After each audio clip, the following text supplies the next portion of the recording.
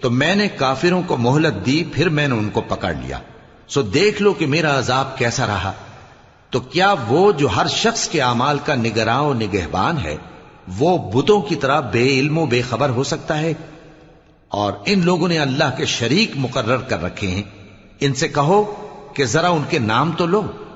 کیا تم اسے ایسی چیزیں بتاتے ہو جو روئے زمین پر ہیں اور اسے معلوم نہیں؟ یا تم لوگ محض سطحی بات کی تقلید کرتے ہو؟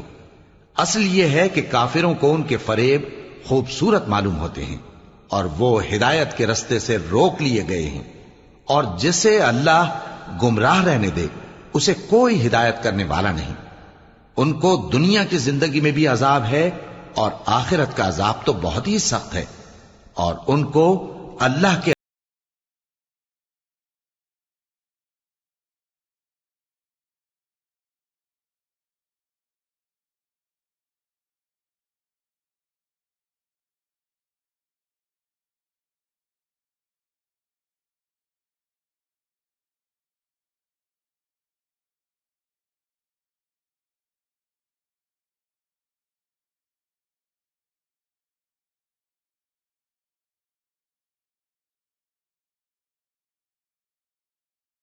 ہے، اس کی شان یہ ہے کہ اس کے نیچے نہریں بہ رہی ہیں، اس کے پھل ہمیشہ باقی رہنے والے ہیں، اور اس کے سائے بھی۔ یہ ان لوگوں کا انجام ہے جو متقی ہیں، اور کافروں کا انجام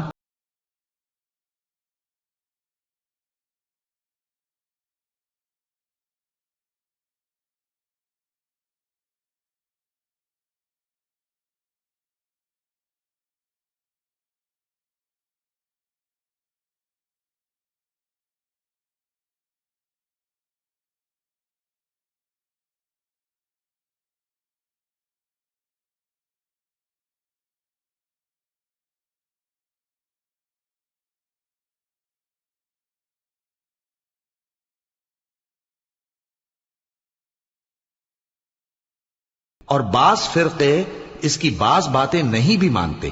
کہہ دو کہ مجھ کو یہی حکم ہوا ہے کہ اللہ ہی کی عبادت کروں اور اس کے ساتھ کسی کو شریک نہ بناؤں۔ میں اسی کی طرف بلاتا ہوں اور اسی کی طرف مجھے لوٹنا ہے۔